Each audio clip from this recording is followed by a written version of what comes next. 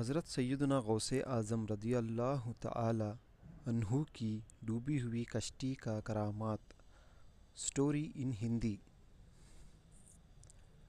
حضرت سیدنا غوث اعظم رضی اللہ تعالی عنہ کا نام اسلامی دنیا میں بہت ہی عزت اور سمان سے لیا جاتا ہے۔ ان کا جنم 5 جون 1097 کو مدینۃ الاعظم غور افغانستان میں ہوا تھا۔ انہیں غوث اعظم، جس کا ارتھ ہے مہان سہارا، اور شاہ وقت سمے کے راجا کے روپ میں جانا جاتا ہے۔ ان کا جیون کئی کرامتوں سے بھرا ہوا تھا اور وہ وشیش روپ سے اللہ کے نزدیک اور اونچے درجے والے تھے۔ ان کے جیون میں ایک پرسدھ کرامات ہے جو ان کی ڈوبی ہوئی کشتی سے جڑی ہوئی ہے۔ یہ کہانی ان کے ادبھت پربھاو اور اللہ کی مدد کے بارے میں ہے۔ کشتی ڈوبنے کی کہانی۔ ایک بار حضرت غوث اعظم رضی اللہ تعالی عنہ اپنے کچھ ساتھیوں کے ساتھ یاترا پر جا رہے تھے۔ یاترا کے دوران وہ سمندر کے کنارے پہنچے اور انہیں ایک ناؤ کی ضرورت پڑی۔ ان کے ساتھیوں نے ایک کشتی کا پربندھ کیا اور سبھی لوگ اس میں سوار ہو گئے۔ جب کشتی سمندر میں بہت دور تک چلی گئی تو اچانک تیز آندھی اور طوفان نے کشتی کو گھیر لیا۔ سمندر کی لہریں بہت اونچی ہو گئیں اور کشتی ڈوبنے لگی۔ سبھی لوگ ڈر گئے اور سمجھنے لگے کہ اب کوئی راستہ نہیں بچا ہے۔ اسی سمے حضرت غوث اعظم رضی اللہ تعالی عنہ نے اللہ کی طرف رخ کیا اور توقیع یعنی سہارے کے لیے دعا کی۔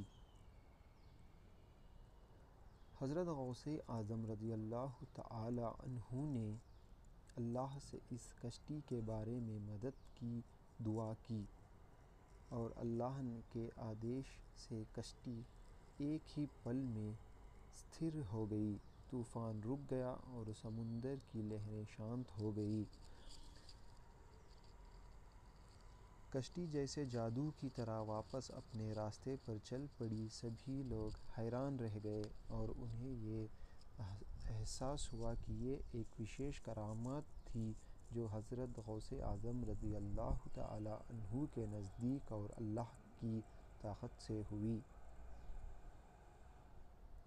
کرامات کی اہمیت۔ یہ گھٹنا حضرت غوث اعظم رضی اللہ تعالی عنہ کی مہانتا اور اللہ کے ساتھ ان کے گہرے رشتے کو ثابت کرتی ہے۔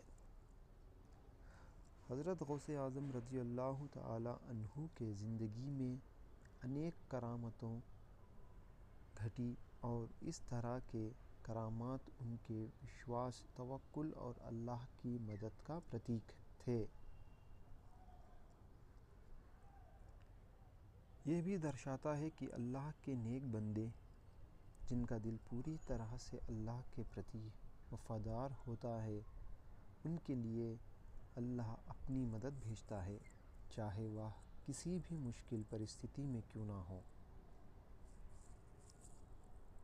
کل ملا کر حضرت غوث اعظم رضی اللہ تعالی عنہ کی ڈوبی ہوئی کشتی کی یہ کہانی یہ سکھاتی ہے کہ اللہ کے نیک اور سچے بندوں کے ساتھ ہوتے ہوئے کوئی بھی سمسیا حل ہو سکتی ہے، اور یہ بھی بتاتی ہے کہ سچے ایمان اور توکل یعنی وشواس سے سب کچھ ممکن ہو سکتا ہے۔